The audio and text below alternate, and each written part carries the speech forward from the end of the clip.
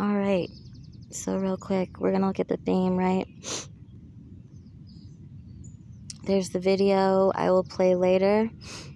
All the concerns, all the same narratives being spun. You're sick, you need help, you refuse help. Blah, blah, blah, blah, blah, which she had already sent me a message like that. So this is another follow-up.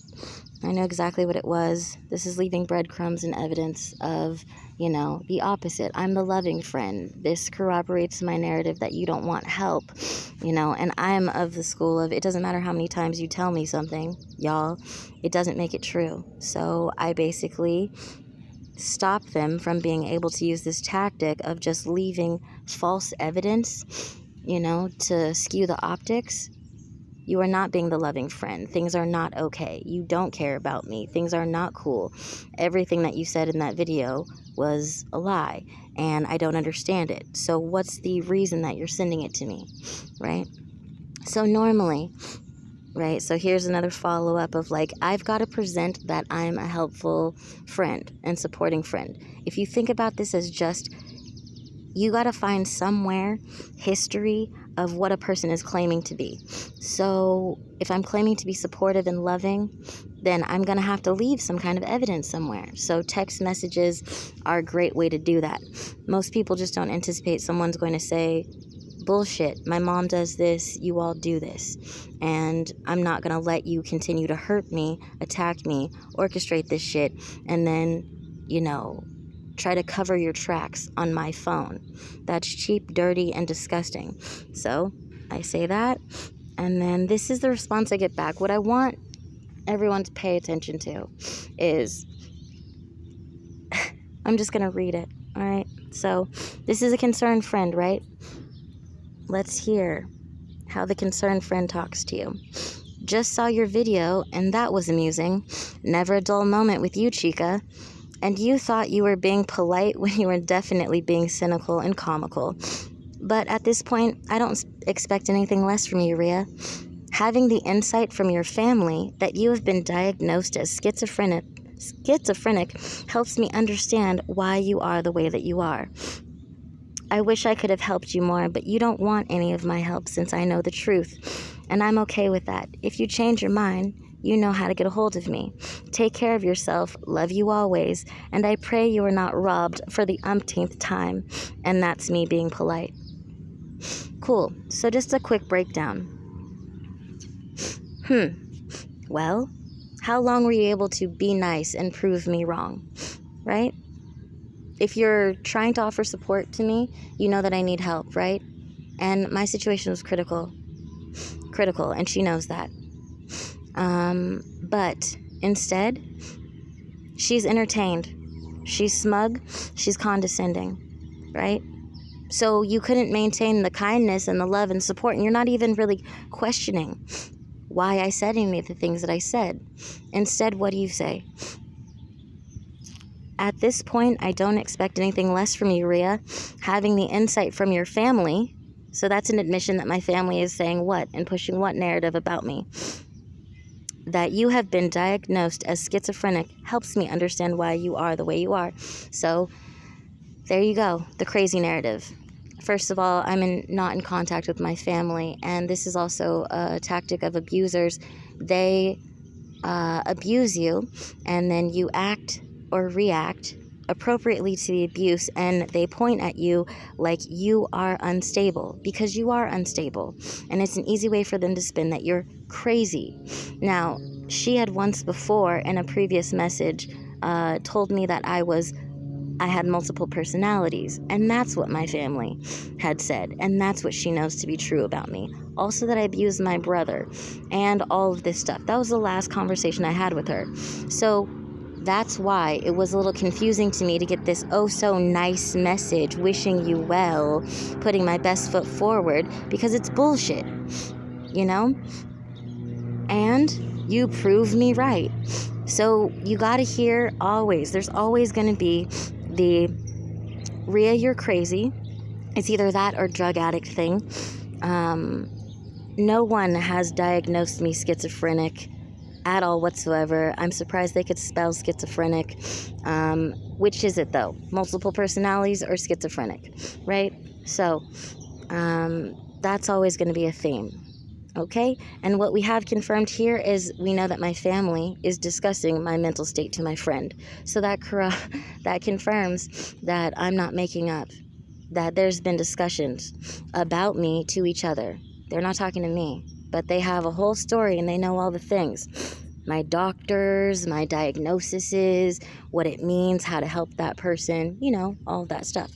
Now, I wish I could have helped you more, but you don't want my help, since I know the truth. So this is another theme that you'll hear with the people in my life that are trying to cover up their bullshit. You don't want my help. This is something my mom says all the time. You chose this. You don't want my help. But oftentimes, the sick and twisted thing about my mother's offers for help that she enrolls people in is she'll do things like say she got me a rehab, where I can be safe for 30 days and she's paid for it. So she enrolls everybody. So she looks like the saint. And I've got to take this offer of going to rehab because she's already paid for it. And that's a lie. She hasn't talked to me about it. She hasn't spoken to me. She refuses to speak to me. I'm supposed to believe that she got me the rehab. And sure enough, I have plenty of evidence, of trying to take that offer. And, just to call my mom's bluff, because I knew it was never really on the table. And so she denies that, but nobody ever talks about that. So we have to return back to the, Rhea, you don't want help. Well, I said yes to all the help, But you'll also see my friend Sarah, who was also part of the crew, who was pushing rehab on me and doing my mom's dirty work and guilt-tripping me about all this shit. I have a record of her actually, once I say, hey, Sarah, what the fuck? I already said, yes, I take it. And then she talks me out of it. Why did she talk me out of it? Because it was never there to begin with. And it's ridiculous, but alas. Let me start over, because I'm babbling. All right. Is this the tone of a nice friend? Who cares? Just saw your video, and that was amusing. Never a dull moment with you, Chica. And you thought you were being polite, when you were definitely being cynical and comical. But at this point, I don't expect anything less from you. Having the insight from your family that you've been diagnosed as schizophrenic helps me understand why you are the way you are. I wish I could have helped you more, but you don't want help. And since I know the truth, I'm okay with that. If you change your mind, you know how to get a hold of me. Take care of yourself, love you always, and I pray you don't get robbed for the umpteenth time. And that's me being polite. Cool. So on top of it, we've got the condescending out at the gates, right? Not acknowledging a single thing that I said or why I would dispute her fake-ass fucking video. There's no love, there's no tenderness, there's no checking in on, why? Why would a person feel like that, maybe? That's confusing, straight into making this entertainment, laughing at me, minimizing it. And again, we have the crazy narrative being pushed. So apparently we have it confirmed. She said it herself. My family told her I was diagnosed as schizophrenic. Interesting. Just like she had told me in the prior message she reached out to me that I was the abusive person to my brother. So blaming me for the abuse that I actually went through, and telling me that I had multiple personalities. So now it's changed to schizophrenic. Either way, it doesn't matter. It's just to see that they must, point out that you're crazy, because they're invested in keeping you looking emotionally unstable, and thus they get to call you crazy. And that's fucking foul. And then we are going to follow that up with take care of yourself, love you, and I pray you are not robbed for the umpteenth time. And that's me being polite. So that's pretty much just fucking cruel, because she's poking fun at actual crimes, violence, attacks, and robberies that I repeatedly went through. Repeatedly.